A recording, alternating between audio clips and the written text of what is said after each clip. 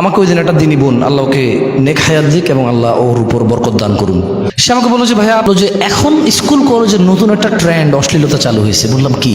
ওয়াল্লাহি আমার গায়ের পশম দাঁড়ায় গেছে এবং আমার কাছে এটা বাস্তব মনে হয়েছে।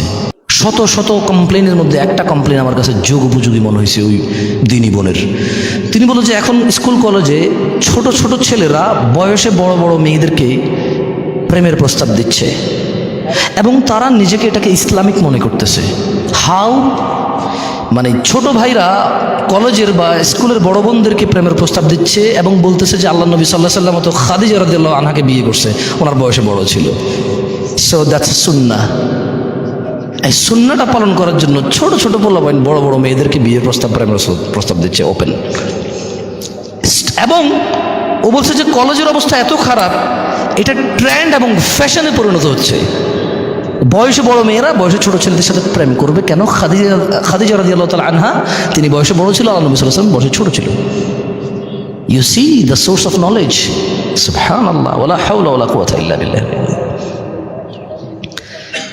যাই হোক, আপনারা দূর দূরান্ত থেকে আসছেন, আমি আগেই বলেছি আপনারা আলেম নিয়ে আসবেন, তিনি আপনাদেরকে দিন শিখাইতে পারবে। আমি আপনাদেরকে এইসব কিস্সা কাহিনী ছাড়া কিছুই বলতে পারবো না।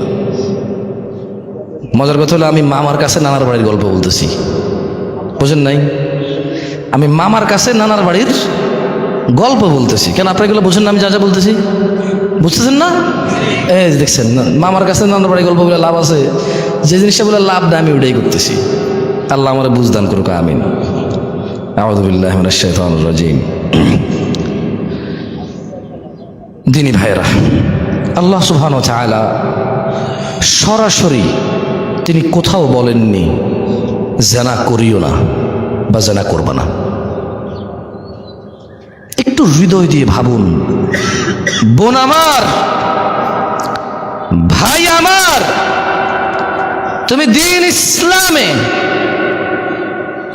একটা শুধু অন্যায় পাবা, তুমি সিঙ্গেল একটা অন্যায় পাবা, যে অন্যায়ের ব্যাপারে তোমার রব বলেছে এর কাছেও যেও না, এর আর তুমি এমন অন্যায় পাবা না। তুমি বের করে দেখাও আমাকে এমন অন্যায় যার কাছে যেতে না করেছে, বলেছে অন্যায় করিও না। আবার আমার এই ওয়াজ থেকে এটা নিও না যে মদের আড্ডায় যাবো কিন্তু খাবো না, যেহেতু জেনার কাছে যেতে না করছে সব মদের কাছে আসবো কিন্তু খাবো না, এরকম বুঝ নিও না ভাই। তোমরা আবার এখন বেশি বোঝো।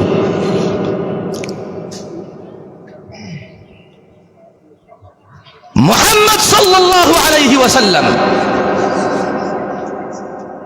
ওনার উম্মতদেরকে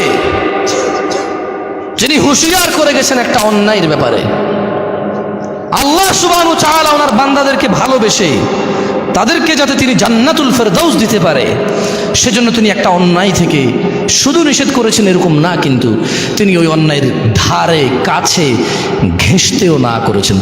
ওই অন্যায় তো করা দূরের কথা, ওই অন্যায় তো করা দূরের কথা, তার মানে জানা কাছে যেও না যখন বলেছে, এজন্যই চোখ দিয়ে দেখলে গুনাহ হবে চোখের, এজন্যই হাত দিয়ে ধরলে গুনাহ হবে হাতের, এজন্যই পা দিয়ে হেঁটে গেলে গুনাহ হবে পায়ের, এজন্যই জানা করার কল্পনা করলেও গুনাহ হবে, কারণ আল্লাহ কাছে যেতে না করেছে।